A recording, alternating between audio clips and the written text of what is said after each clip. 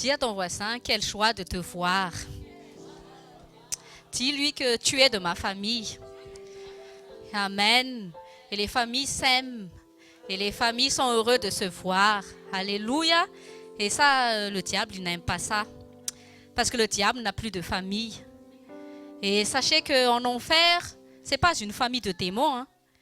Les démons ne s'aiment pas parce qu'ils n'ont pas d'amour en eux. Mais ils ont juste un intérêt en commun. C'est quoi leur intérêt en commun? C'est d'haïr Dieu et d'haïr ses créatures et sa création. Donc, Satan est vraiment contre le concept de la famille. Et c'est pour ça que dès que Dieu a créé le mariage dans la Genèse, avant même qu'Adam et Ève aient leurs enfants, il a commencé à s'initier dans le couple pour détruire l'image même du foyer et du mariage. Amen. Donc, dis à ton voisin, moi je t'aime. C'est... Oui, hein. Il faut se dire de temps en temps qu'on s'aime. On en a besoin. Hein. Parce que même Dieu dans la Bible, il nous dit, je t'aime d'un amour éternel. Donc, je ne sais pas c'est comment dans les autres cultures, mais parfois dans la culture malgache, on a du mal à se dire je t'aime. Parfois, quand tu te réveilles, dis à ton mari, à ta femme, heureusement que tu es là. Mais c'est pas, est-ce que tu as fait le linge hier? Mais quand vous dites bonjour, tu dis, je t'aime, je suis heureuse que tu sois là, heureux que tu sois là. Amen. Et il faut apprendre à exprimer les bonnes choses envers les gens. Parce que nos bonnes paroles, c'est ça qui vont encourager les gens aussi à être meilleurs. Amen. Bon, avant de commencer, on va quand même prier pour la parole de Dieu. Père Saint, dans le nom de Jésus, nous te bénissons, Père, pour l'école de la famille aujourd'hui. Dieu, tu es notre Père et tu n'as pas voulu que nous soyons des enfants orphelins. Même si nous avons péché contre toi, tu as tout fait pour nous récupérer dans ta famille. Et aujourd'hui, par ta grâce, Seigneur, nous sommes tes enfants adoptifs. Et tu as même réservé un livre, le livret de famille, dans lequel tu as inscrit nos noms quand nous avons reçu Jésus comme notre Seigneur et Sauveur personnel. Père, nous sommes vraiment reconnaissants. Parce qu'il y a des gens qui sont fiers d'être des enfants, des rois et des reines dans ce monde, des stars dans ce monde. Mais nous sommes fiers parce que nous sommes enfants du roi des rois. Parce que nous sommes des princes et des princesse du royaume de Dieu. Et Père, nous te sommes reconnaissants aujourd'hui. Nous prions ton Esprit Saint afin qu'il nous aide à amener notre cœur à s'aligner à ta parole aujourd'hui. Afin que tu puisses régner dans nos vies, afin que tu puisses régner dans notre vie de famille, dans le nom de Jésus. Amen. Il y avait un verset que Pasteur Ritz tout à l'heure a énoncé. Dans Romains chapitre 8, verset 19, c'est écrit que le monde attend avec un ardent désir la révélation des fils. Dis à ton voisin, le monde attend quelque chose.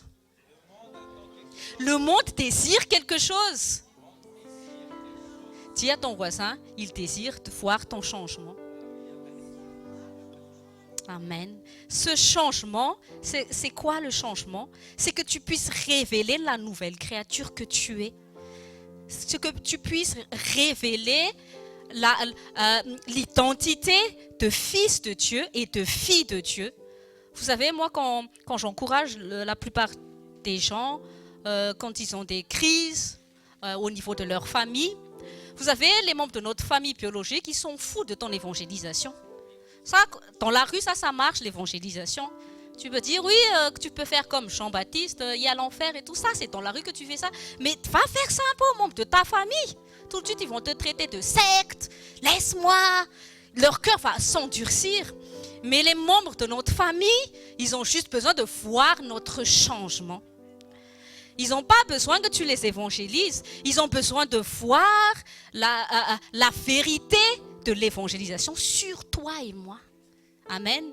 Et même l'apôtre Pierre avait dit, conseil aux femmes, aux épouses, si vous êtes marié à un incroyant ou même un croyant, si tu veux obtenir quelque chose de bon vers ton mari, l'apôtre Pierre avait dit à la femme de pouvoir gagner le cœur de son mari par son comportement.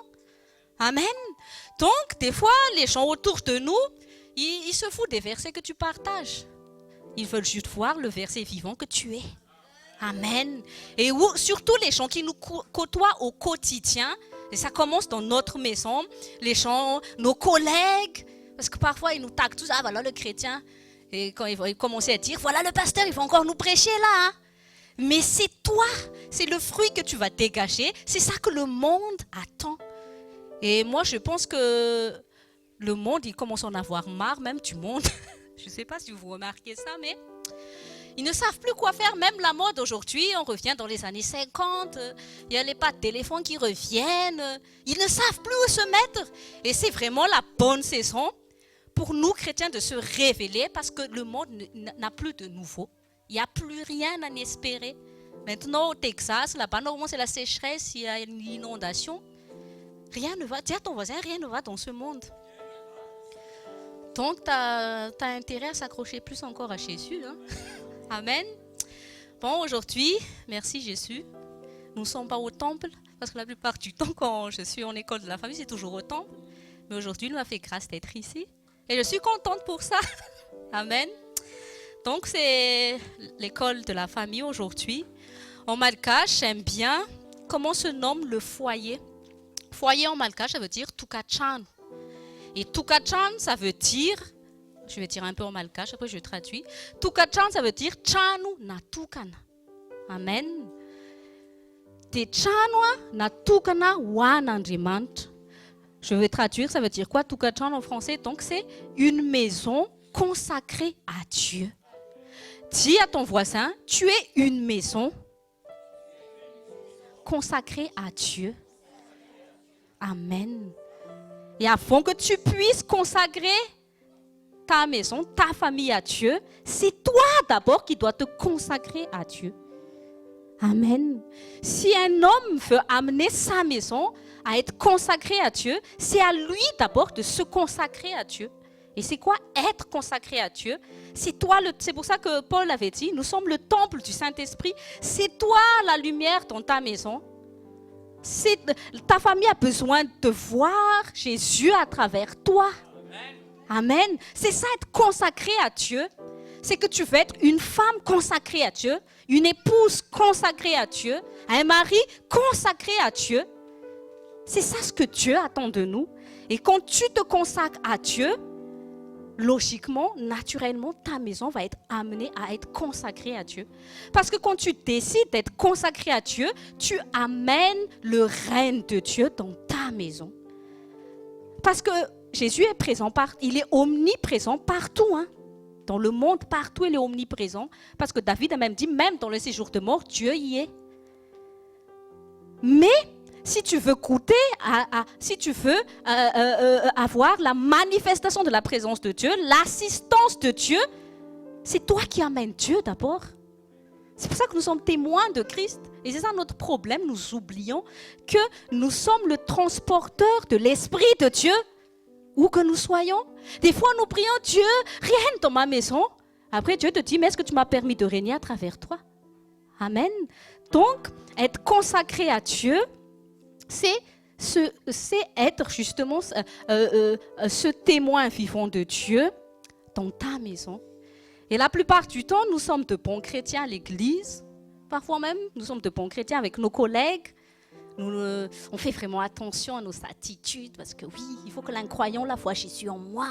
Mais quand tu es à la maison, c'est triste, mais c'est là où nous sommes les plus mauvais chrétiens. À l'église encore aussi, quand on s'assoit ici, on est bons chrétiens. Les femmes mettent leurs trucs là. Mais dès qu'elle arrive à la maison, elle lève le voile. Elle se parle comme ça à son mari.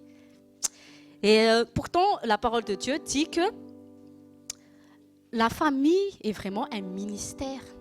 Même si tu n'es pas pasteur, tu es le pasteur de ta maison.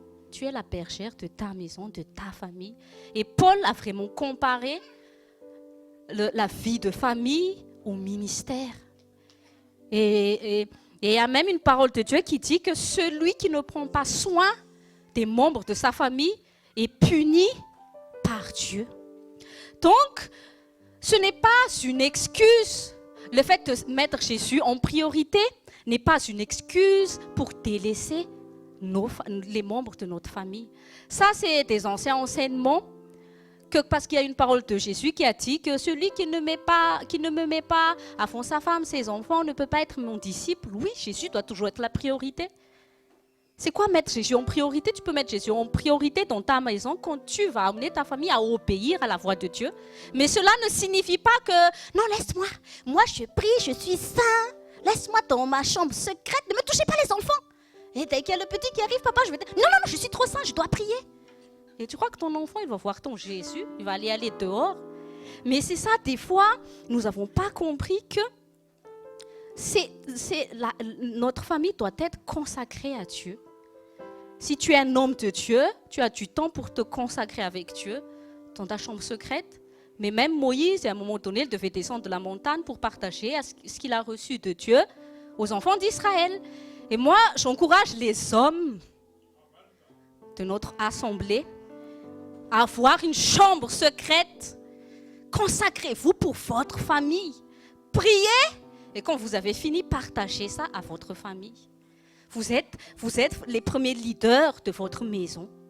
Si la tête est comme ça, n'est pas bien ferme et tout, ne t'étends pas que ta femme est sans arrêt en train de te crier dessous. Parce que Dieu a dit aux serviteurs de Dieu de bien tenir vos enfants. Et je rajoute même tenir aussi ta femme. Parce que si les enfants ne sont pas bien tenus, c'est que la femme n'a pas bien tenu les enfants à la maison. Oui, c'est comme ça les femmes. C'est nous qui éduquons les enfants en premier. Mais nous les femmes, nous les époux, nous sommes éduqués par nos maris. Donc, homme, si tu veux que ta maison soit bien tenue, c'est pas juste question de vaisselle. Parce que des fois, les hommes ne pensent que ça, mais t'as pas fait. Non, c'est pas ça. Entretiens bien ta femme et tu verras comment Dieu va ressortir le meilleur en elle pour bien entretenir ta maison. Alléluia. Donc, Dieu veut que nous nous consacrions à lui. Et comme je vous ai dit auparavant, les démons n'ont pas de famille.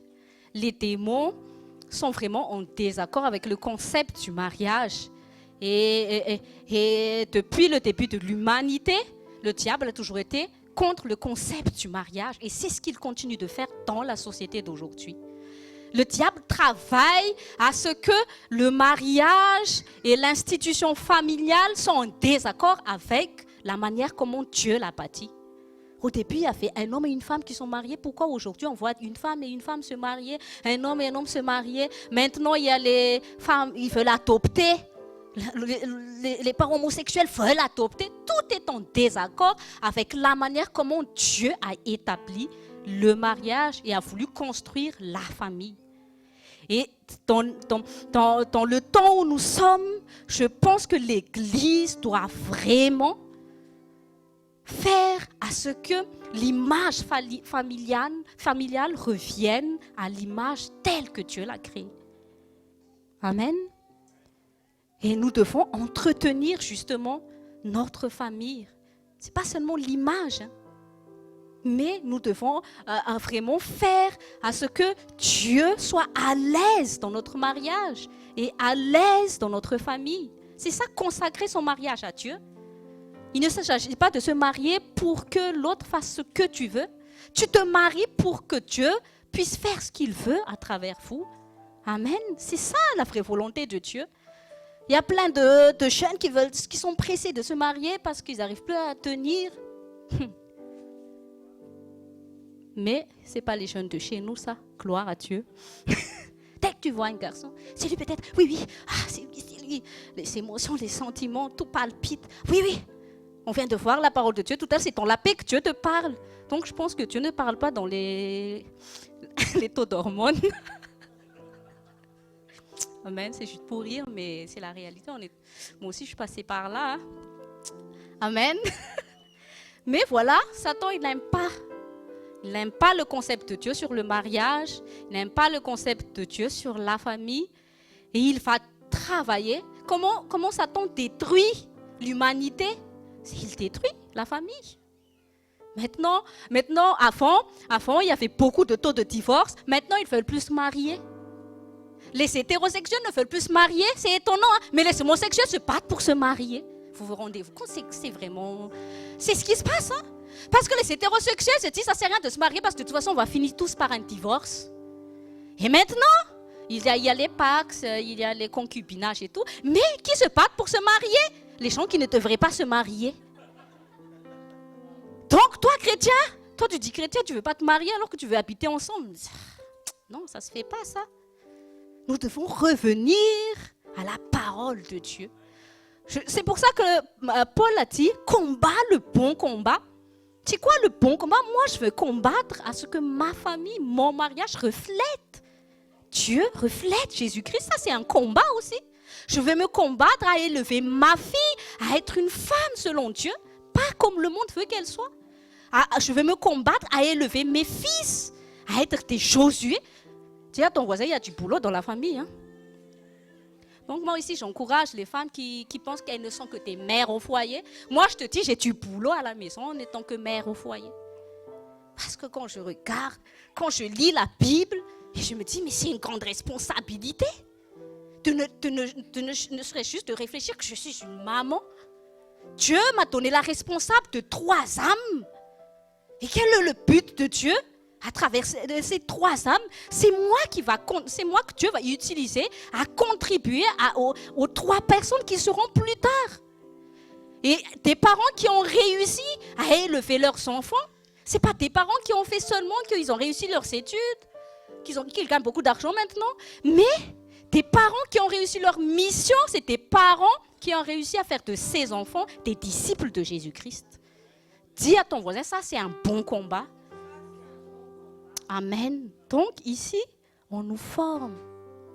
On nous forme afin que notre maison soit bâtie selon la volonté de Dieu. Et le diable va toujours travailler à le détruire. Comment le diable a détruit le mariage d'Adam et Ève? Dis à ton voisin, par la division. Ah oui. Dieu, quand il a créé Adam et Ève, quand Dieu a dit qu'ils sont mariés, il avait dit que l'homme quittera son père et sa mère et va s'attacher à sa femme. Il y a le mot s'attacher. S'attacher, ça veut dire uni. Et c'est ce que Satan a voulu contrer cette parole de Dieu. Satan va chercher, c'est pour ça qu'il est malin, il va chercher toutes les astuces pour que cette parole de Dieu ne soit plus vérité dans la vie d'Adam et Ève. Il a dit, le mariage, ils seront puissants en Dieu tant qu'ils seront unis en Dieu. Et qu'est-ce que Satan a fait? Il a trouvé un moyen pour désunir Ève de son mari. Amen. Il s'est initié. C'est pour ça que je dis toujours au couple, ne vous séparez plus de lit. Sauf quand tu jeûnes et tu pries. Parce que quand tu jeûnes et tu pries, il y a Jésus qui dort avec ta femme, il y a Jésus qui dort avec toi. Mais quand tu ne sais pas à cause tu jeûnes la prière, mais je ne sais pas à cause des 6 années, il y a un esprit impur qui dort avec toi. Et parfois même, il y en a ce qu'on appelle les maris de nuit, les femmes de nuit. Et ça, c'est très dangereux parce que c'est une des portes, comment aussi Satan vient pour séparer l'homme de sa femme ou la femme de son mari. Amen. Donc, il n'y a aucune raison que nous devons accepter au sein, dans nos relations familiales, dans nos relations à l'église, ne laissez pas Satan vous diviser. Qu'importe, bonne ou mauvaise raison, la seule chose que tu dois d'abord tenir, c'est que moi, je ne veux pas me diviser. Je ne veux pas être l'ennemi de mon mari, l'ennemi de ma femme. Les enfants, les parents ne sont pas vos ennemis. Les pasteurs ne sont pas vos ennemis. Mais c'est ce que Satan va toujours essayer de faire. Il va s'initier dans vos petites pensées là. Et les pensées, quand ils ne sont pas bien gardées, s'il se faufile là-dedans, commence à parler de ton mari, parler de ta femme, il va dire des choses et dire que c'est vrai ça, c'est vrai. Il va commencer à vous monter l'un contre l'autre. Mais nous devons toujours garder en tête que la famille doit rester unie, qu'importe ce que nous traversons. La famille en Christ doit rester unie. Les crises. Allez.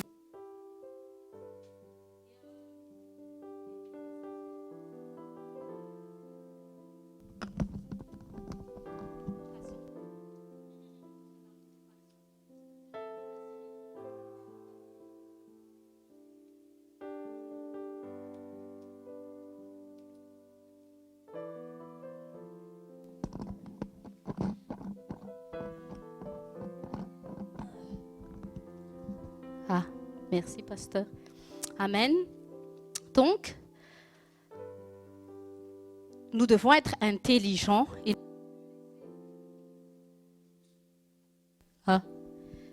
ne plus laisser le diable réussir à nous monter l'un contre l'autre dans notre famille. Si nous voulons que Dieu règne dans notre maison, nous devons laisser l'amour toujours régner dans la maison.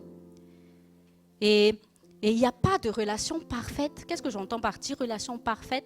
C'est-à-dire que tout se passe comme nous voulons, que tout est toujours rose, tout est toujours sur rêve bleu. Parce que même à la et Jasmine, ils sont descendus quand même de leur tapis volant à un certain moment donné. Il y a la réalité de la vie, il y a les crises de la vie. Amen. Mais c'est pour ça qu'il y a le pardon. Amen. C'est le pardon, et le pardon est le caractère essentiel de l'amour. Et nous devons toujours apprendre à nous pardonner les uns les autres et à toujours chercher à restaurer les relations, à toujours à éviter que les divisions prennent de l'ampleur. Il faut vraiment que nous ayons vraiment ce cœur qui dit non, je ne vais pas me diviser, me mettre haïr mon frère ou ma soeur ou mon mari ou mon épouse. Non, j'ai l'esprit de Dieu, moi l'esprit de l'amour. Et la grâce de Dieu va nous aider. Donc nous devons toujours garder le regard de l'amour dans notre vie familiale, dans la vie de l'Église. Chercher à faire régner l'amour. Lis 1 Corinthiens 13 si tu ne sais pas ce que c'est l'amour. Moi, je lis ça presque tous les jours. Parce que des fois, après, quand je m'irrite avec mes enfants, et puis le Saint-Esprit me dit, l'amour ne s'irrite point. Ok. L'amour est patient. Et après, je pars un peu dans mon cœur, je dis, oui Seigneur, c'est vrai. Parce que des fois, on dit, oui, l'amour, mais des fois, tu ne sais même pas c'est quoi l'amour que tu dis tout le temps. Il faut aimer, oui. Mais tu sais, c'est quoi aimer? Va lire 1 Corinthiens 13, il y a tous les caractères de l'amour. C'est un grand boulot, ne serait-ce juste 1 Corinthiens.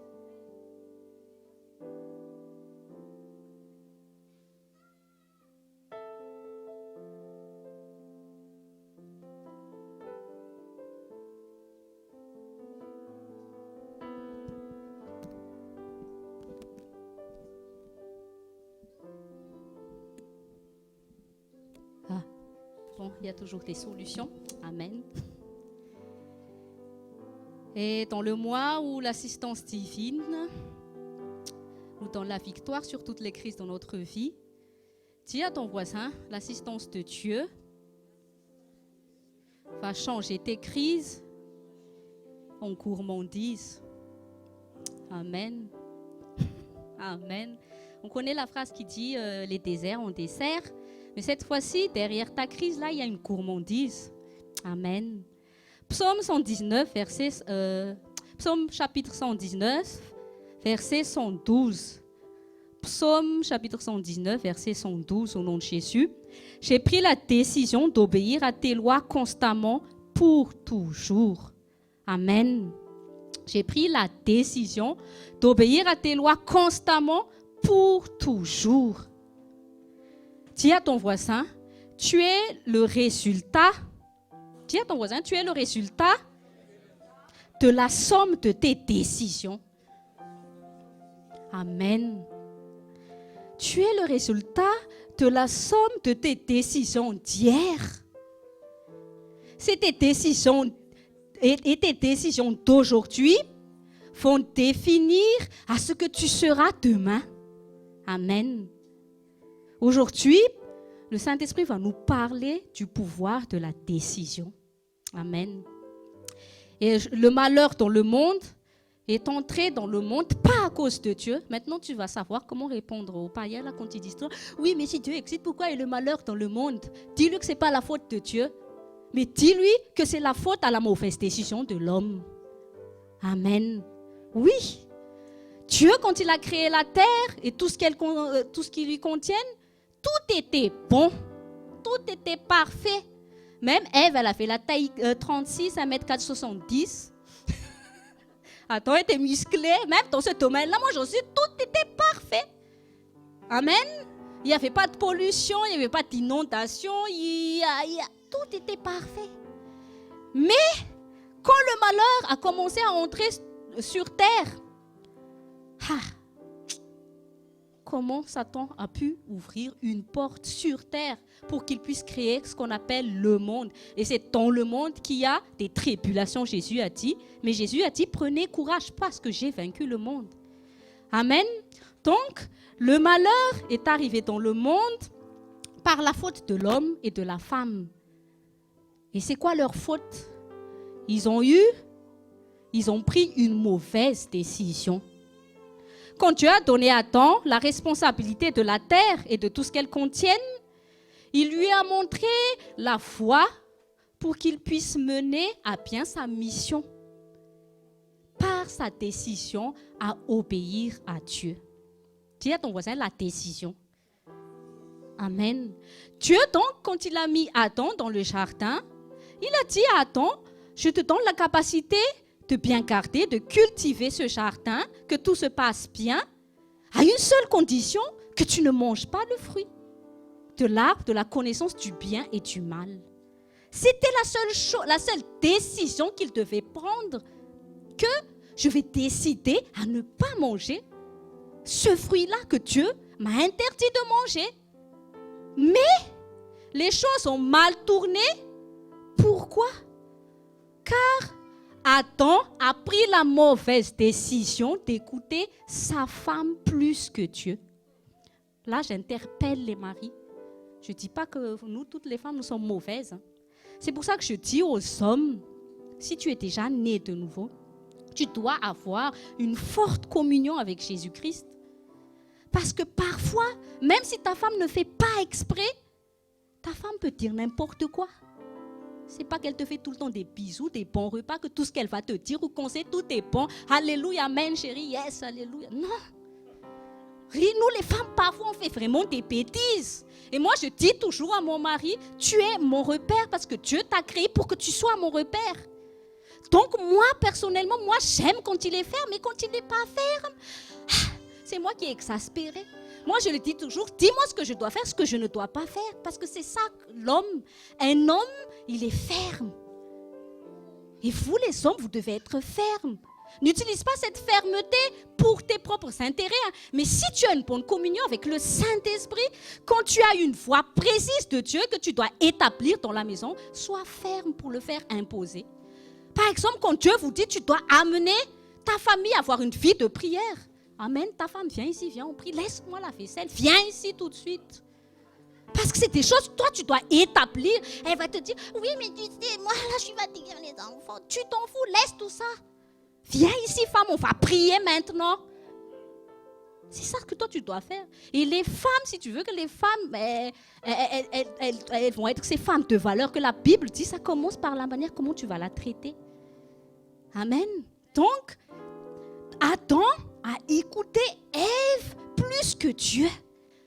Adam a complètement oublié qu'il était amoureux. Il a été ébloui. Vous savez, comme dans les dessins animés, c'est elle. Oui, à tout ce que tu dis, oui. C'est pas ça. Tu t'es marié avec Dieu avant de te marier avec ta femme ou ton époux. C'est d'abord avec Jésus-Christ que tu es marié. Amen. Adam ne s'est même pas posé la question pourquoi. Mais pourquoi elle a mangé ce truc-là? Mais je comprends pas. Il y a un truc qui cloche quand même, ça n'a rien à voir avec ce que Dieu m'a dit. Voilà. C'était ça la faute d'Adam parce qu'il était le premier responsable. Et la deuxième responsable, c'est la femme. La femme a pris la mauvaise décision d'écouter le diable plutôt que son mari à qui Dieu a parlé.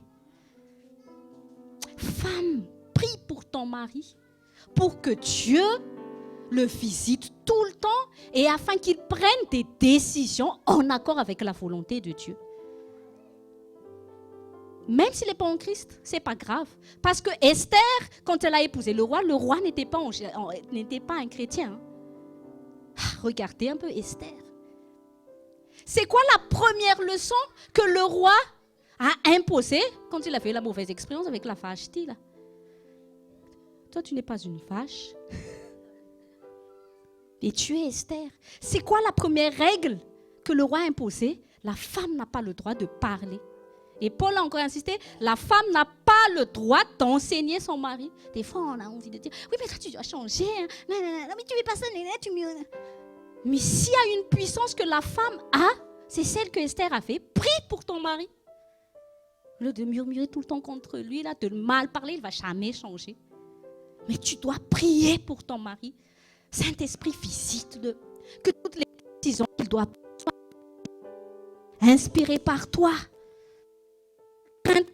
De ton nom, dans son cœur. Apprends-le à m'aimer comme toi tu m'aimes. Ce n'est pas la peine de lui dire, tu dois l'apprendre. Oui, tu sais, Jésus a dit, tu dois m'aimer comme lui-même. Et tu sais, Jésus, il est mort à la croix pour nous. Donc, tu dois mourir pour moi. Ça veut dire, fais tout ce que je veux. C'est pas ça du tout. Amen. Agenouille-toi pour ton mari. Aussi, agenouille-toi pour toi-même. C'est pour toi-même. Avant de dire des choses à ton mari, avant d'apporter tes conseils, assure-toi d'avoir prié. Hein? Assure-toi d'avoir prié. Ne laisse pas tes sentiments, tes émotions. Ou tu es perturbé par des circonstances que dans la colère, dans l'énervement, tu vas utiliser ton mari pour être ton porte-parole. Et tu vas dire, tu sais que en toi tu es fâché contre quelqu'un et dis vraiment un truc de faire ça parce que non, c'est pas ça. Avant de parler à ton mari quand il y a des choses, quand tu dis que ton mari est un peu perdu sur les décisions qu'il doit prendre, prie d'abord Saint-Esprit. Donne-moi la sagesse, mets la sagesse sur ma bouche pour que je puisse parler à mon mari de ce que tu veux lui dire. Amen. Parce que la parole de Dieu dit, la femme sage bâtit la maison. Une femme a bouleversé l'histoire de l'humanité. Donc il y a quelque chose de grand en une femme parce que juste Ève, elle a changé l'histoire du monde. Là. Mais toi, si tu es une femme en Christ maintenant, tu peux encore bouleverser le monde comme Esther. Ah oui. Je ne suis pas féministe, hein, mais les femmes peuvent faire de grandes choses si elles demeurent dans leur position en Christ. Il y a des femmes leaders. Mais tant qu'elle reste à sa place de femme, c'est pour ça qu'on met le voile. On n'est plus la génération de Ève. On est maintenant les générations de Marie, qui s'est soumise à son Seigneur. Se soumettre au Seigneur, c'est reconnaître qu'il y a une autorité au-dessus de la femme, que l'homme a été créé avant nous. Pour qu'il n'y ait plus cet orgueil de Ève, de Jézabel, qui veut conduire les hommes. Et ça, c'est un mauvais esprit qui détruit les ministères et les églises. Les Jézabel qui veut conduire les rois arabes. Elle ne se révèle pas toujours. Hein. Vous savez que Jézabel ne s'est pas révélée comme ça au milieu. Elle était toujours derrière. Hein. Dans le dessin animé, elle est dans son lit, là, elle est en train de se tortiller dans le lit. Et si c'est moi, Akab qui parle avec elle, c'est vraiment comme ça l'esprit Jézabel. Elle ne se montre pas. Quand elle arrive au milieu de l'assemblée, elle est très sainte. Je ne parle pas. Mais quand Akab est seul avec elle, fais ceci. Toi, tu devrais faire ça. C'est comme ça que les esprits de Jézabel fonctionnent. Et moi, ici, je vois que les psaumes, ici, ce n'est pas des Akab, c'est des Josué. Amen. Josué a pris la ferme décision de conduire sa maison dans la volonté de Dieu. Amen. Donc, déjà, mari, épouse, soyez à l'écoute de Dieu avant toute chose. Ce n'est pas parce qu'il dort tout le temps avec toi tous les jours que... Oui, amen. Toi, Marie, ce n'est pas parce qu'elle est toujours là que chaque fois qu'elle te dit oui, oui. Oui, parfois même ça peut commencer comme ça pour un conseil pour éduquer. Dis-lui, aujourd'hui je veux manger ça, fais ceci. Et la femme fait-le. Amen, c'est des petits trucs comme ça, tu éduques ta femme. Les maris, elles éduquent leurs femmes. Et c'est surtout la femme qui éduque les enfants. Le père est juste là pour renforcer ce que la mère est en train de faire. Mais c'est surtout la maman qui est toujours en contact plus direct avec les enfants. Mais papa est juste là pour renforcer la mission de maman auprès des enfants. Amen. Donc, nous devons être à l'écoute de Dieu. Et nous devons toujours prendre la décision d'écouter Dieu, d'obéir à la voix de Dieu. Et la décision est au niveau de notre âme. Amen. C'est le choix. Dieu nous donne le choix et même Dieu ne peut rien faire contre notre choix. Amen. C'est pour ça que n'essayez pas de changer quelqu'un. Ce n'est pas toi qui vas changer le choix d'une personne. Même si Dieu n'a pu rien faire. Dieu a donné la liberté à Adam et Ève de choisir. Et je crois que c'est ça qui fait que nous ressemblons à Dieu. Nous avons un choix. Et derrière la décision, il y a quelque chose de puissant que Satan a su. Et c'est ça que Satan a déjoué. Bon, il a vu, Adam et Ève, ils ont le choix.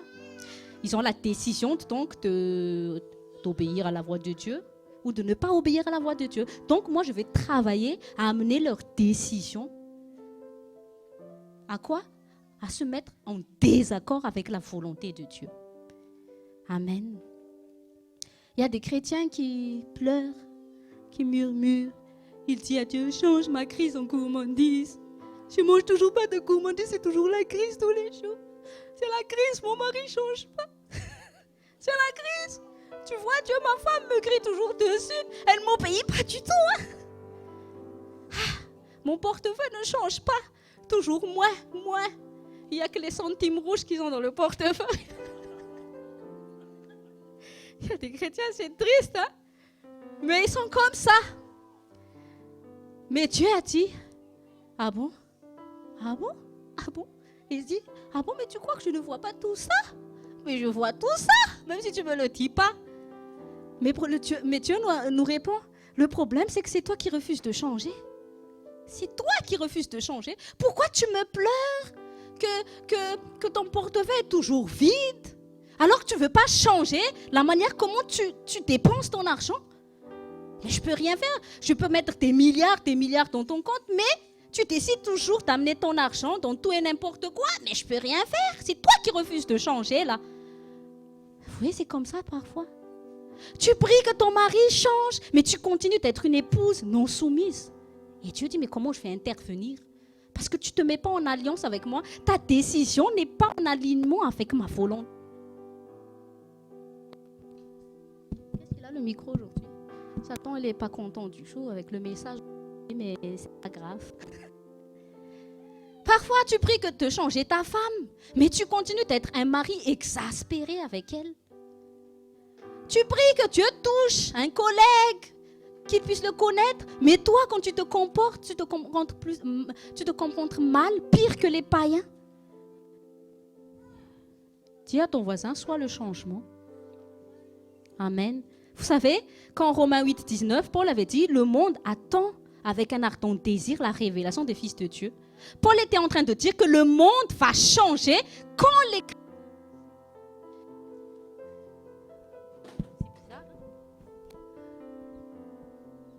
Allô?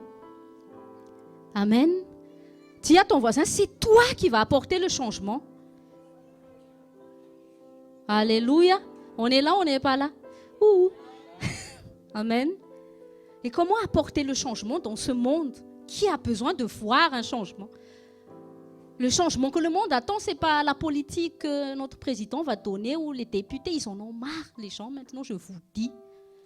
Même quand tu regardes le temps où il faut voter, ça diminue toujours parce que les gens n'espèrent plus rien du monde. Même le monde n'espère rien du monde. Maintenant, là, ils se cassent la tête que la terre est fatiguée, l'Amazonie est brûlée, rien ne va. On va récolter de l'argent, pourquoi faire?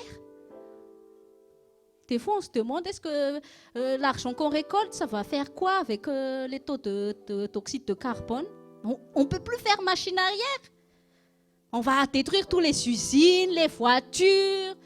En fait, tout ce que l'homme a fait, vous voyez, c'est la mauvaise décision de l'homme qui amène la destruction de la terre. Pourquoi il n'y a plus d'arbres? Parce qu'on consomme trop de feuilles.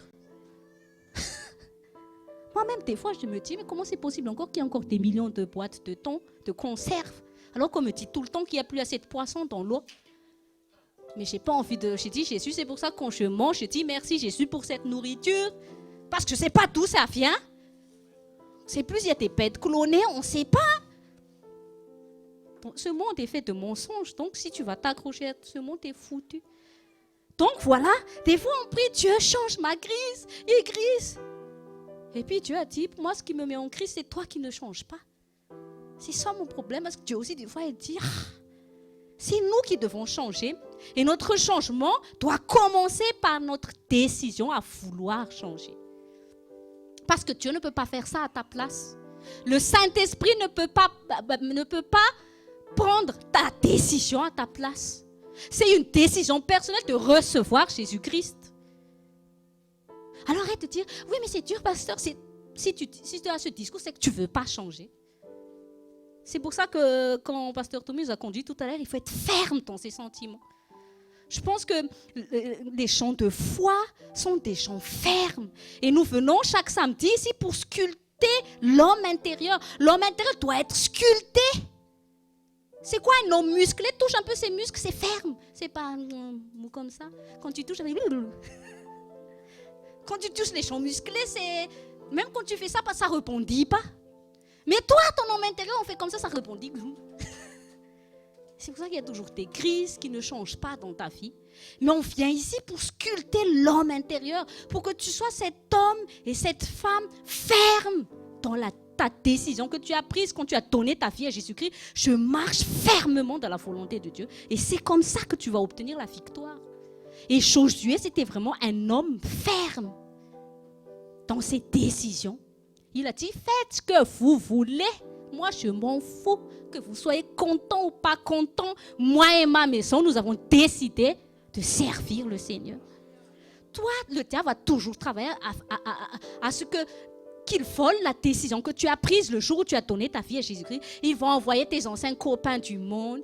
Ah, mais bon, maintenant tu es chrétien, tu fais que prier le samedi. Tu fais jamais de course alors le samedi, mais c'est bizarre quand même une église le samedi. Et puis toi, si tu n'es pas ferme dans tes décisions, tu te dis, oui, en plus maintenant ils mettent les châles sur leur tête, peut-être que c'est une secte. Hein. Le diable, vous savez, les gens vulnérables, ce sont les gens qui ne sont pas fermes. Regardez comment un homme musclé, il a travaillé dur pour avoir des muscles. Comment un homme musclé, parce que c'est ferme ses muscles, peut porter des tonnes de, les poids là.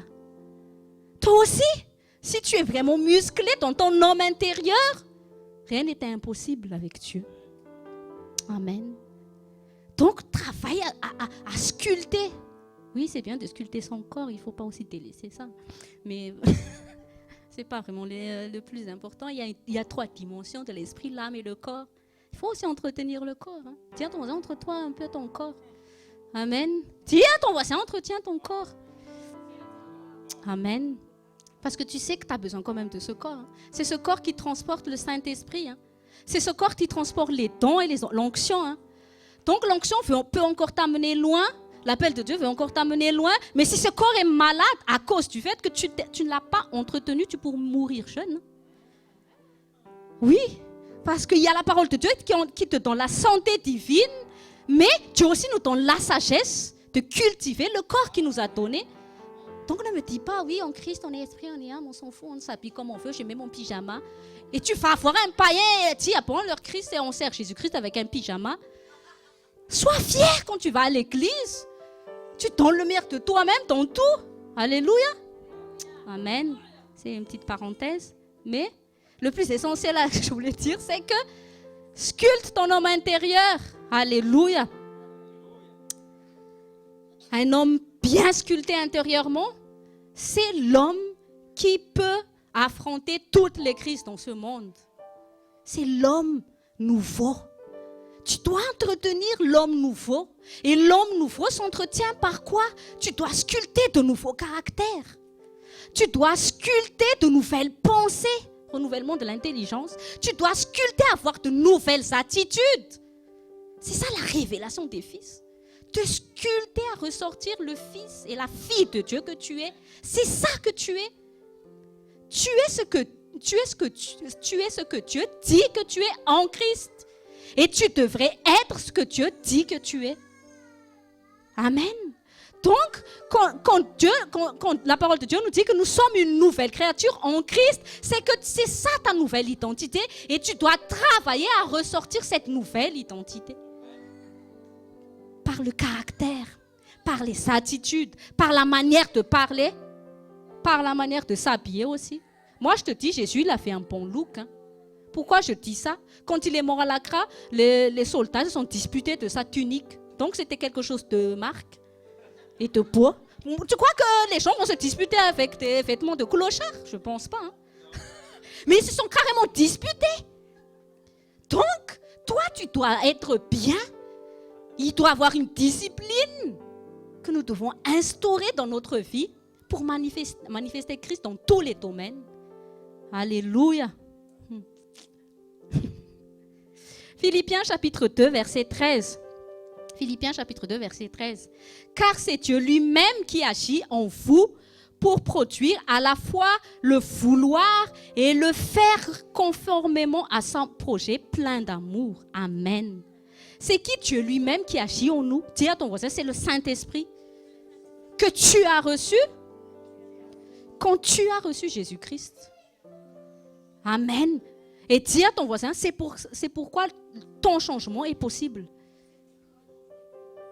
Amen, je n'entends pas trop là. Hein. Est-ce qu'on est là ou pas là? On n'est pas très chaud, ça ne vous parle pas le message ou quoi là? C'est un peu... Oui, parce qu'on parle de notre changement à nous. Vous peut-être vous êtes venus ici et vous avez attendu à ce que je dise. Alors nous allons prier pour que ton argent maintenant change. Hein? Mais c'est pas ça. Aujourd'hui, on prie pour que c'est moi qui change. Amen. Alléluia. Donc voilà, la parole de Dieu dit, c'est Dieu lui-même qui agit en moi pour produire à la fois le vouloir et le faire conformément à son projet plein d'amour. Je vais prendre un exemple concret. Ça parle à tout le monde, ça. Vous savez, il y a des gens, par exemple, ils veulent maigrir. Ils ont la volonté de maigrir, d'accord? Mais toutes les décisions qu'ils prennent, c'est en désaccord de leur volonté de maigrir. Moi, mon mari et moi, on se rigole toujours sur ces choses-là à la maison. Je vais vous même donner un exemple. On était allé à Lidl. Il rentre et dit, on va faire nos courses. C'était un homme ferme. Il a dit, chérie, on va faire un régime. Maintenant, je te dis, on va bien manger, équilibré.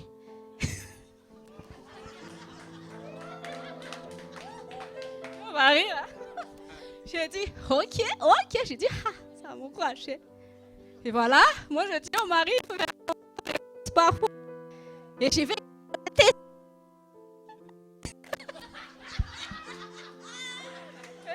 après, on est sorti de Lidl, on a acheté ce qu'il fallait. Voilà, des bonnes nourritures, bon pour la santé, bon pour la balance. Mais, voilà, ça vient comme ça la tentation. Toi, je te dis, quand tu décides à vouloir changer, à obéir à Dieu, fais attention parce qu'il y a l'ennemi qui arrive pas loin pour t'échouer ça. Et je ne sais pas qu'est-ce qui m'est arrivé, mais j'avais faim d'un coup dans la voiture. Et je me suis rappelée, j'ai dit, en fait, on va passer devant King Burger.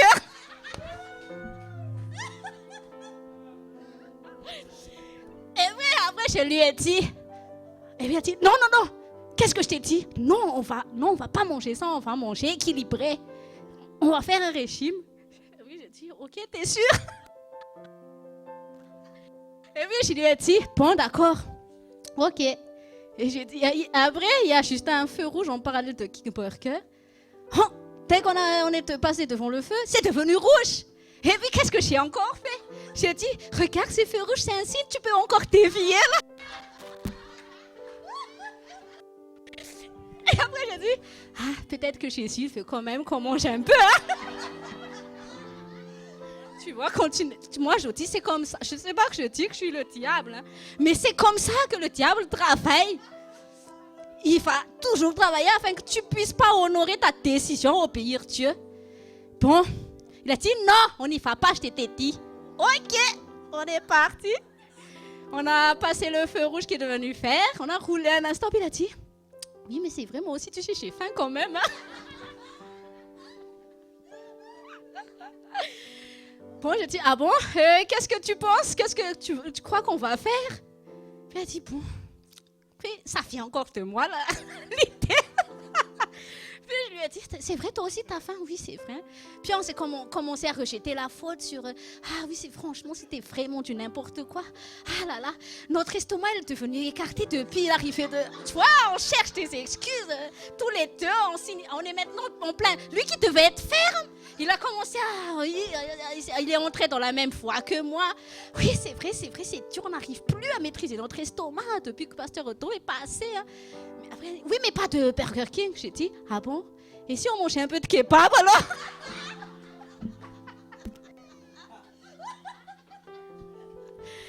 Et regardez, je vous ai... Ah là là là là là. Et qu'est-ce qui s'est passé? Bon, on est rentré à la maison avec les courses de Lidl.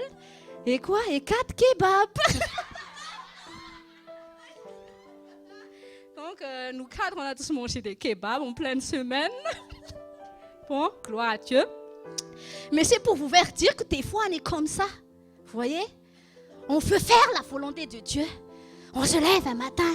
Aujourd'hui, je vais décider d'obéir à Jésus-Christ. Alléluia. Mais après, il y a des petits trucs, les petites tentations au boulot, les appels téléphoniques, les trucs sur Facebook. Satan, il travaille jour et nuit, moi je te dis. Hein. Et ils font des réunions quotidiennes pour travailler sur comment t'atteindre. Et c'est du boulot, je te dis, c'est pas du tout repos. Hein.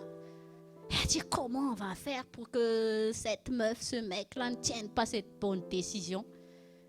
Et c'est comme je vous ai dit, donc, il y a la personne qui veut maigrir, il pleure chaque jour devant le miroir, mais je suis gros, ah, regarde ce gras qui était beau, ce gras, ça... Après, dès qu'il sort du miroir, je suis trop déprimée, je crois que je vais manger un peu. Ça, c'est comme ça l'esprit de culpabilité. Il te fait comprendre, oui, ah mais c'est pas bien ce que j'ai fait, mais je suis nulle. Après, l'esprit de culpabilité va te parler, va te dire, tellement tu es nul, continue d'être nul, fais encore les mètres petits, ça ne change plus rien. C'est comme ça que l'esprit de culpabilité veut marcher sur toi. Et dis-moi, s'il y a quelqu'un qui veut maigrir, qui a maigri parce qu'il a juste murmuré. C'est pour ça que les prières de murmure, ça ne sert à rien. Hein? Tu crois que quelqu'un a maigri sur sa balance et beaucoup de pleurs? Ah, il y a de l'eau qui est partie, ça a maigri. Est-ce qu'il y a du changement, du transformation? Dis à ton voisin, tu dois décider de faire quelque chose. Amen. Donc, si la personne veut maigrir, donc il doit décider de changer son alimentation. Il doit changer les jus en eau. Il doit changer les BBQ en haricots verts. Changer les kebabs en steak. Il y en a plein maintenant, steak 5% de matière grasse. Ça existe. Et quand il va se discipliner, à prendre de bonnes décisions chaque jour, à appliquer ça. Dis à ton voisin, appliquer. Répète, dis aussi encore pratiquer. Jour après jour, il y aura transformation. C'est comme ça que tu vas être transformé. Tu prends la parole de Dieu. C'est ça que Dieu a dit. J'ai mis en vous ma volonté. Et la volonté de Dieu, c'est que toi aussi tu veux être comme lui. C'est ça le vouloir. Et Dieu a dit non seulement il a mis son vouloir en nous, mais il a mis aussi le faire. C'est quoi le faire? La capacité que tu puisses prendre de bonnes décisions. Alléluia. Et on reconnaît un chrétien mature par sa responsabilité. Et je crois qu'une personne qui prend des décisions fermes, ce sont des personnes matures. Ah, mon fils, ça se voit que c'est encore un enfant. Hein. Ouais, lui, quand on lui dit quelque chose, oui, d'un coup, il dit, même nos enfants, c'est rigolo, mais il dit, maman, maintenant je suis au régime parce que regarde mon ventre. C'est Joshua qui me dit ça. Regarde mes cuisses, maman, ça colle. Hein. Et lui dit, maman, même lui, il sait que c'est à partir de sa nourriture qu'il a pris du poids. Maman, maintenant je vais décider à ne plus manger de goûter. Mais après, quand il arrive, il dit, maman, j'ai faim. Et puis je dis, mais t'as oublié ce que t'as vu dans le mur? Oui, mais j'ai faim. Ça, ce sont les gens immatures. Ils oublient vite leur décision à faire, à leur bonne résolution. Ils sont très vite déstabilisés. Ils sont vite détournés de leur objectif. Mais les gens fermes, si tu veux que ta décision soit ferme, fais que ton objectif soit ferme d'abord. Amen. C'est vrai. Et c'est quoi? C'est là le rôle, c'est là l'importance d'un coach. Vous savez, il y a des personnes qui n'arrivent pas du tout à maigrir sans l'intervention d'un coach. C'est quoi le rôle du coach? Le coach est là pour renforcer son mental afin qu'il puisse se tenir à cette décision et amener sa décision à être en accord avec sa volonté. Et c'est qui notre coach spirituel? C'est le Saint-Esprit. Il est toujours il est là pour te parler, le Saint-Esprit, chaque jour. Oui, parce que c'est le Saint-Esprit aussi qui a mis la volonté de Dieu en toi, dans ton cœur. C'est quoi la volonté de Dieu? C'est que j'ai la volonté d'être ce que Dieu veut que je suis. J'ai la volonté d'aimer. J'ai la volonté de pardonner. Mais je n'y arrive pas toute seule, tout seul. Et intervient le coach spirituel. Oui, effectivement, tu dois changer. Et je vais t'aider à changer. Je suis là pour t'aider à te discipliner selon la parole de Dieu. Amen. Et je te donne aussi la force de pouvoir, afin que tu arrives à prendre les bonnes décisions. Amen. C'est ça le secret. C'est ça, c'est comme ça que tu vas arriver à changer. Amen. Le Saint-Esprit, il y a la parole de Dieu qui arrive aujourd'hui. Et tu reconnais la parole de Dieu, tu te dis, je dois vraiment changer selon la parole de Dieu. J'ai envie de changer. Il y a tellement de chrétiens qui disent, oui, mais pasteur, j'ai envie de changer, mais je n'y arrive pas. Pourquoi tu dis que tu n'arrives pas alors que Dieu a dit, j'ai déjà mis le faire aussi en toi, c'est-à-dire la capacité. Amen. Et par exemple, pour quelqu'un qui veut maigrir, il y aura le coach.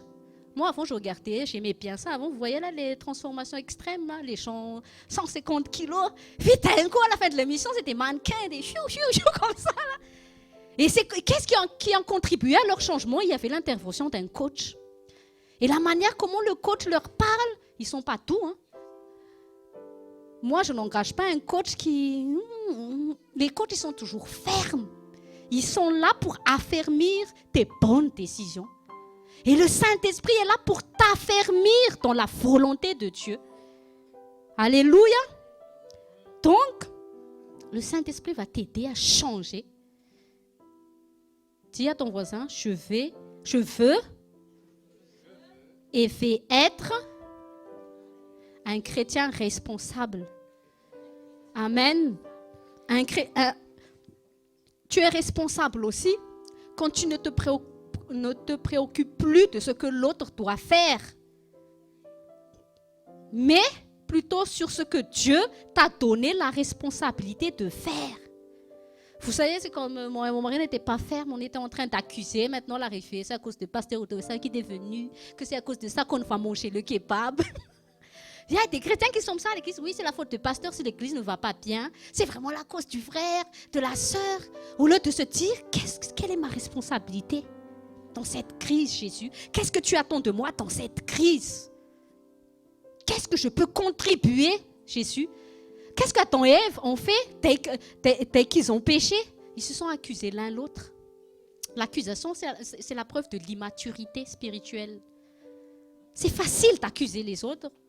N'accuse pas les autres si tu ne maigris pas. N'accuse pas ton mari si tu ne maigris pas parce que lui, il veut manger du kebab. Et tu dis, c'est à cause de lui, si j'ai mangé le kebab, est-ce qu'il t'a attaché à une chaise et a enfoncé le kebab dans ta bouche? Tu as la décision de le manger ou de ne pas le manger.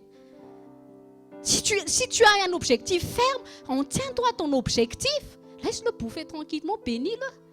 Mais toi, mange ton haricot vert. Amen. Ne dis pas que c'est vraiment la fête de l'ami du monde qui a fait que j'ai reculé. C'est toi qui as décidé de l'écouter, de venir avec lui. Amen. Donc, tu as la décision. C'est chez nous la responsabilité. Donc, déjà, pour que tu sois un chrétien responsable, n'accuse pas les gens. Dans les moments de crise, n'accuse personne. Prie le Seigneur, dis, qu'est-ce que tu attends de moi en ce moment de crise? Alléluia. Donc, comme je vous ai dit, vient l'utilité d'un coach. Il est là pour nous aider à prendre les bonnes décisions afin que nous parvenions à faire ce que nous voulons. Et ce que nous voulons, c'est ce que Dieu veut pour nous. Donc, le coach va fortifier le mental afin de l'amener à décider à mieux manger. Il va l'aider à instaurer de bonnes habitudes alimentaires afin que ses décisions alimentaires s'alignent à sa volonté de maigrir. Et c'est comme ça qu'il va obtenir des résultats. C'est comme ça qu'il va voir le changement sur son corps. C'est pareil aussi avec notre homme intérieur. Ça commence par des décisions. Et notre décision, donc, réside toujours sur une foi que nous allons écouter. Pourquoi Ève a pris la mauvaise décision, parce qu'elle a écouté la mauvaise foi. Comme la personne qui veut maigrir, mais qui continue d'écouter son estomac. Oui, t'as fait, mange, parce que l'estomac était habitué à manger du BBQ. Mais quand tu vas fortifier tes pensées, renouveler ton intelligence, non, toi, estomac, tu vas aimer les choses faire, tu vas manger les choses faire, tu vas pas manger ça, parce que je veux voir mon corps être transformé.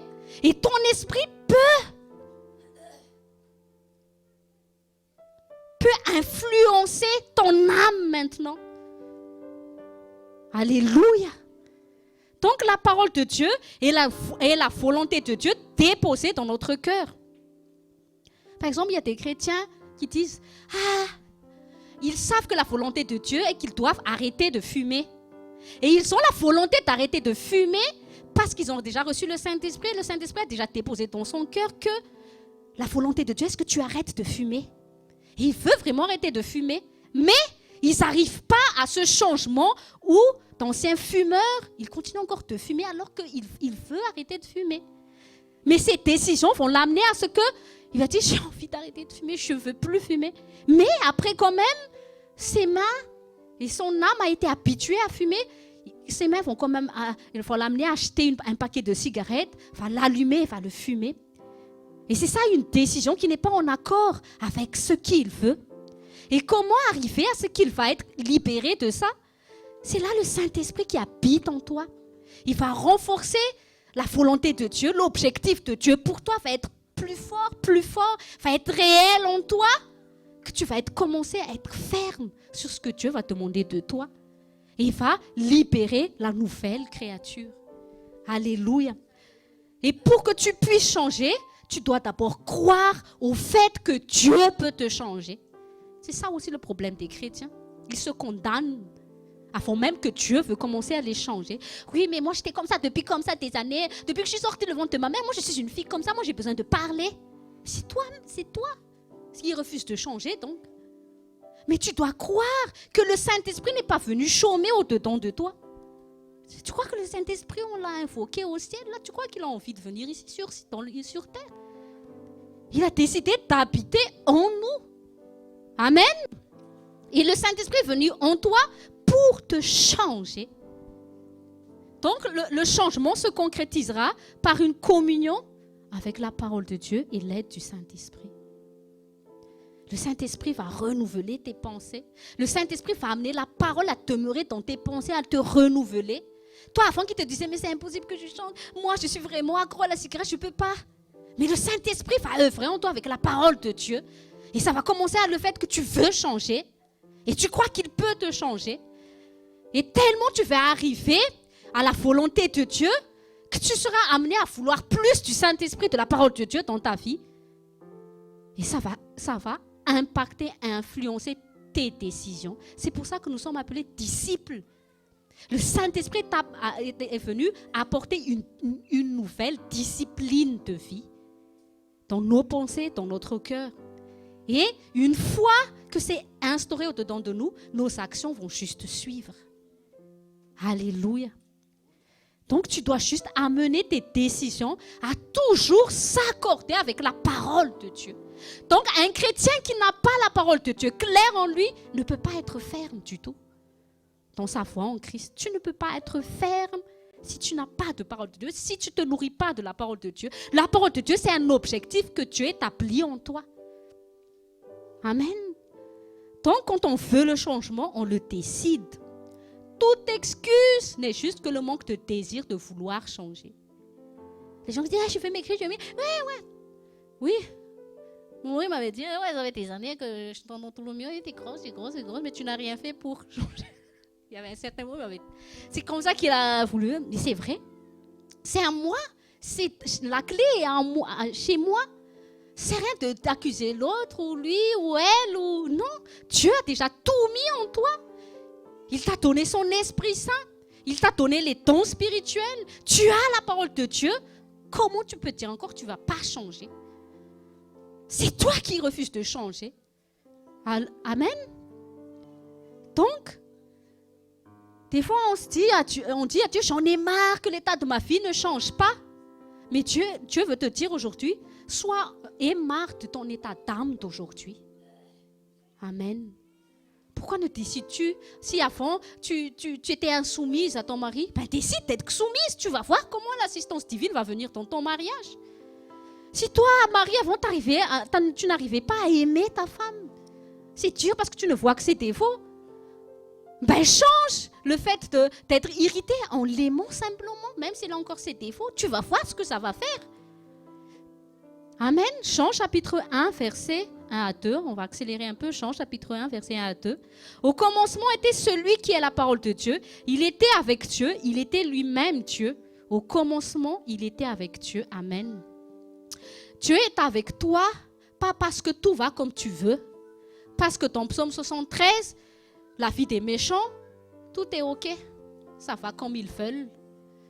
Et à ça, il fallait même trébucher à cause de ça. Mais Dieu a dit, oui, tout se passe comme ils veulent, ils ont la belle vie sur terre, mais tu ne sais pas ce qui les entend, à la fin, c'est l'enfer. Donc, c'est le signe pour savoir que Dieu est avec toi, ce n'est pas parce que tout va bien comme tu le penses. Ou aussi que Dieu n'est pas avec moi parce que rien ne va comme je veux dans ma vie, il y a les crises. Non, c'est faux. Parce que Dieu était avec Abraham dans le désert. Jésus était dans la même barque que Pierre et les disciples au milieu de la tempête.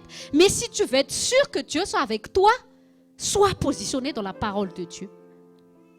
Malgré les crises dans ta vie de famille, pour ramener Dieu dans ta maison, sois positionné dans une décision ferme à obéir à la volonté de Dieu. Amen. Et le Saint-Esprit est là pour t'aider à amener, à concrétiser ta décision, à s'accorder au vouloir de Dieu. Les prédications servent à faire grandir la volonté de Dieu en toi. Ici, on te coach. On est en train de faire naître dans ton cœur des objectifs que tu dois atteindre. C'est quoi ces objectifs? C'est les objectifs de Dieu pour toi. Tu as un objectif chaque jour. Pour toi et moi, avant qu'il puisse t'amener dans le plan de paix, c'est à l'intérieur de toi d'abord qu'il doit avoir un changement. C'est ça l'assistance divine. Dieu veut t'amener à une dimension supérieure de l'amour. Oui. Dieu ne veut plus que tu sois ce chrétien qui attend toujours d'être aimé. J'attends que les gens soient aimables avec moi. Sois aimable avec les gens et tu récolteras l'aimabilité où tu sois. Amen. C'est à toi de changer. Ne cherche pas à changer les autres. Ça, quelqu'un d'immature spirituel aussi, c'est quelqu'un qui est sans cesse à vouloir changer les gens. Il critique, ouais, tu vas être comme ça. Non, non, non, non. Sois le changement dans ta maison par ton changement. Amen. Bon, si tu es une femme et qu'avant tu as pris la culotte de ton mari, retourne-lui sa culotte. Aide-le à être ce mari qu'il doit être avec toi. Pousse-le à être un homme ferme dans ses décisions. Amen. Prie pour lui. Et une des choses les plus importantes, comme on a partagé tout à l'heure, prier. Nos prières nous amènent plus loin que nos murmures, nos plaintes. Alléluia. Prions les uns pour les autres. Quelqu'un d'immature, c'est quelqu'un qui a le réflexe de remettre toutes les crises dans sa vie au pied du maître. Parce que tu sais, c'est toi le maître de toutes les crises. Bon, ma femme a beaucoup de crises de temps en temps. Des fois aussi, j'ai envie de la remettre. Ça ne marche pas. La crise augmente encore demain. Bon, Jésus, toi le maître de toute crise, je dépose ma femme à tes pieds. Jésus, qu'est-ce que tu attends de moi? Jésus a dit, la décision que tu dois juste prendre, c'est que aime ta femme. Ok? Aime ta femme. Le reste, je m'en occupe. Toi, quand tu pries pour quelqu'un, tu as la grâce de pouvoir jouir de cette malgré ses défauts.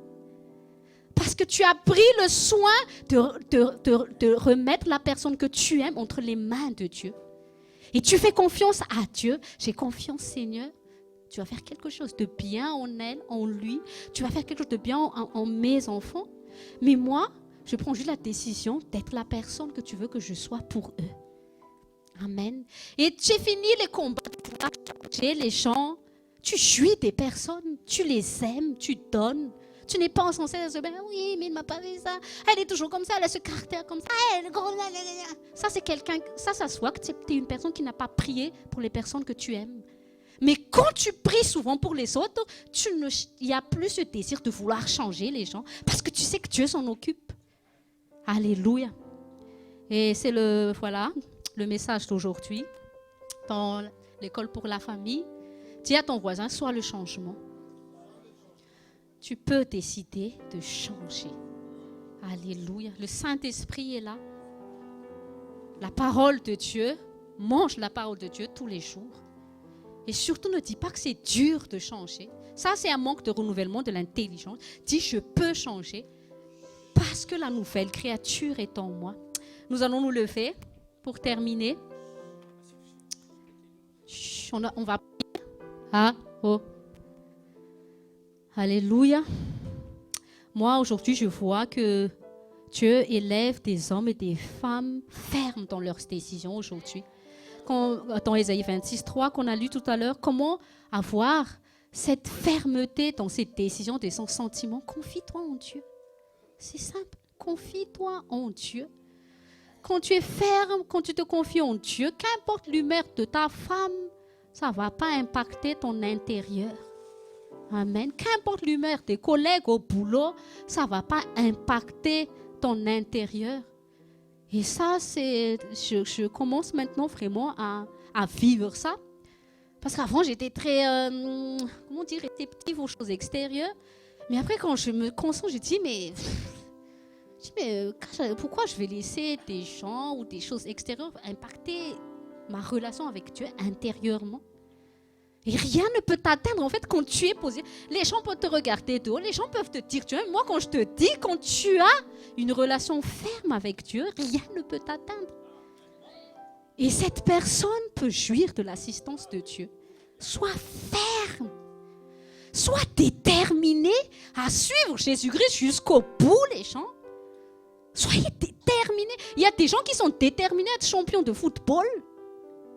Tu crois que Mbappé, s'il n'a pas été déterminé, c'est à toi aussi de provoquer ta destinée en Christ.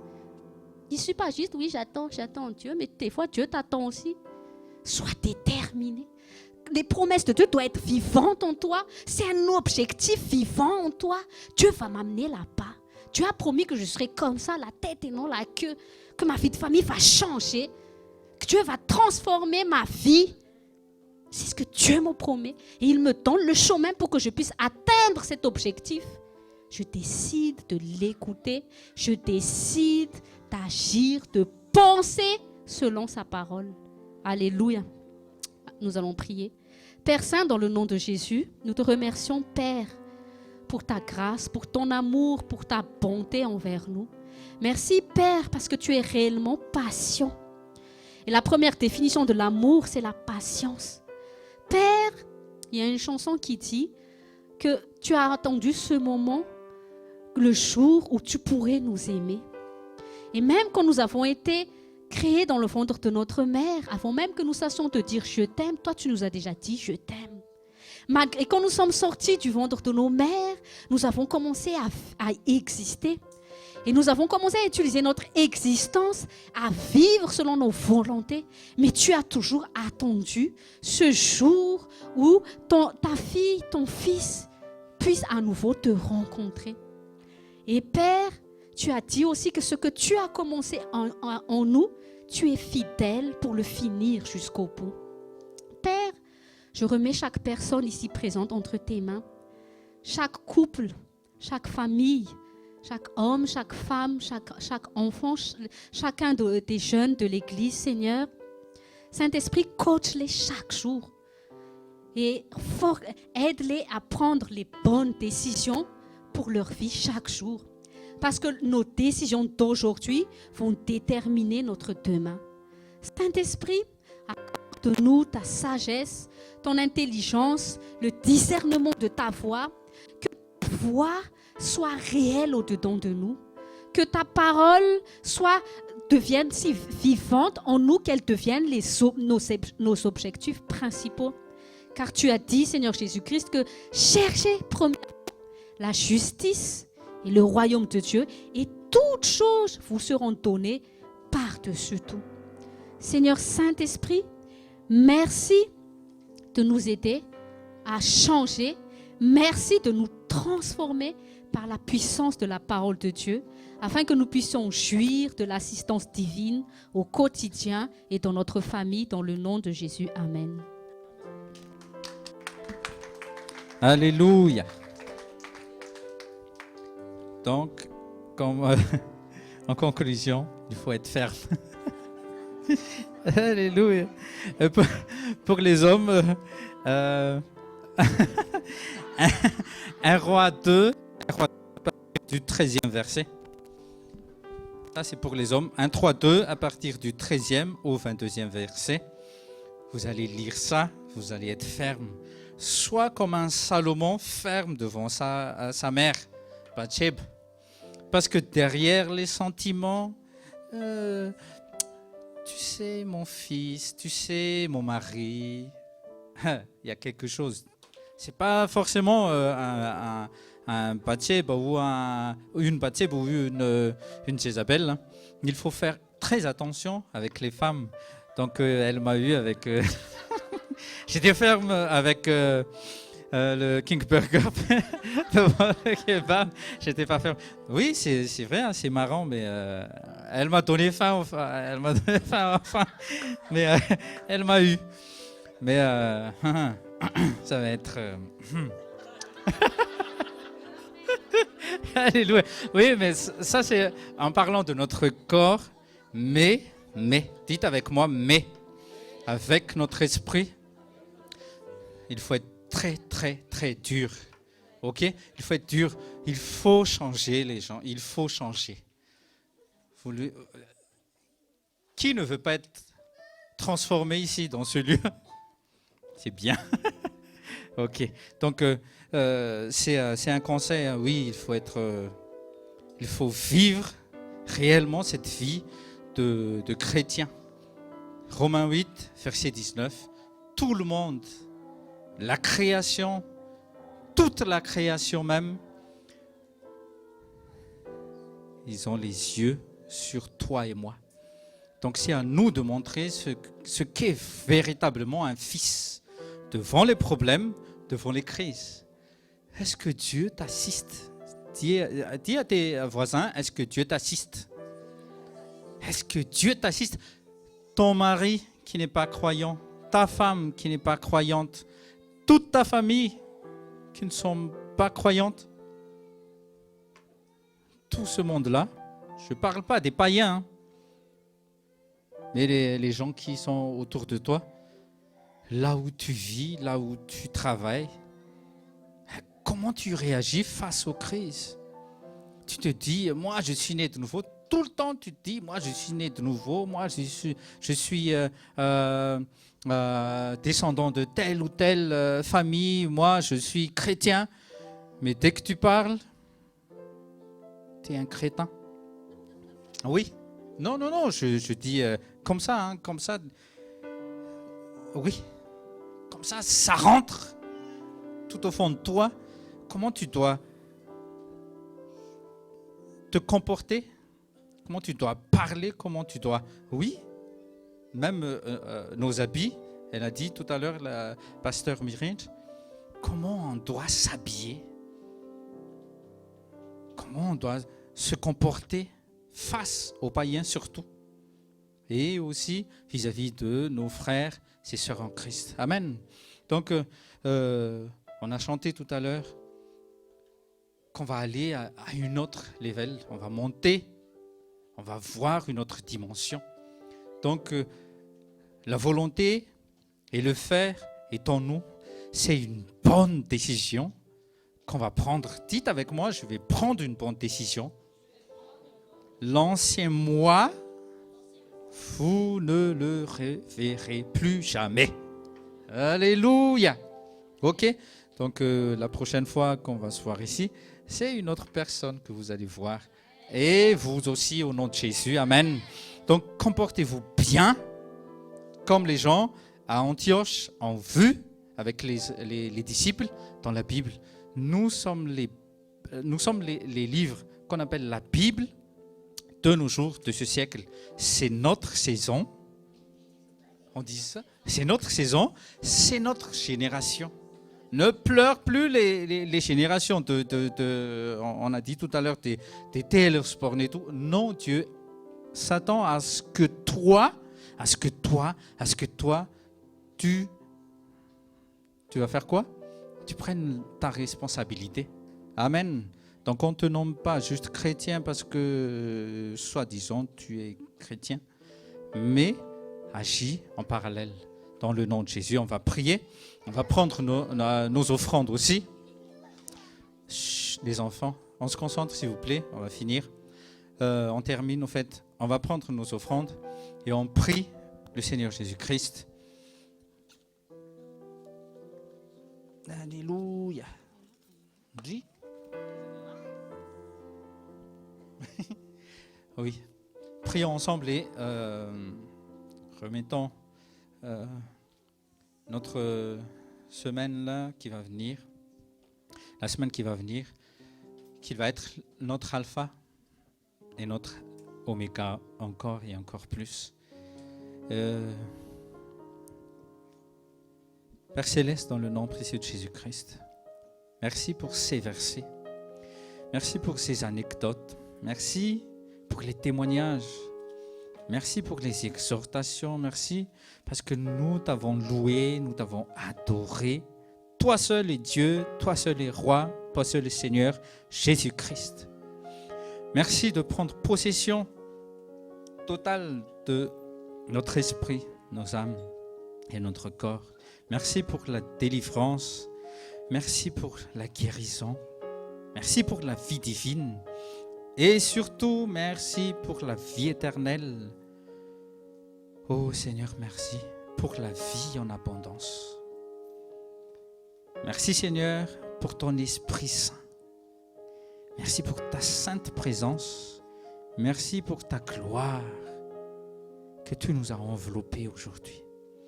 Merci parce que tu as arraché aussi tout ce qui n'est pas de toi, qui ne venait pas de toi. Merci parce que tu as émondé aussi toutes les branches inutiles, que ce soit dans nos pensées, dans tous les aspects de notre vie, Seigneur. Merci pour la volonté et le faire que tu as mis en nous. Merci pour ce merveilleux Paraclétos, ce merveilleux Saint-Esprit qui nous conduit. Oh Saint-Esprit, merci. Oh merci Saint-Esprit.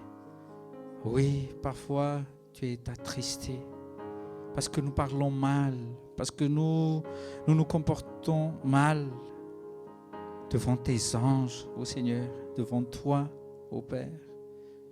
Merci parce que quelquefois tu as honte, mais tu nous reprends, tu nous corriges. Et maintenant, Seigneur, tu nous as révélé notre tête parce que tu nous as dit que d'un amour éternel, tu nous aimes. Et cet amour a explosé dans notre cœur, Seigneur. Merci parce que si nous allons offrir de tout notre cœur une offrande, merci, Seigneur, parce que tu ne regardes pas la quantité, mais tu regardes le cœur. Nous avons reçu gratuitement. Nous n'allons pas payer ce que nous avons reçu, mais d'un cœur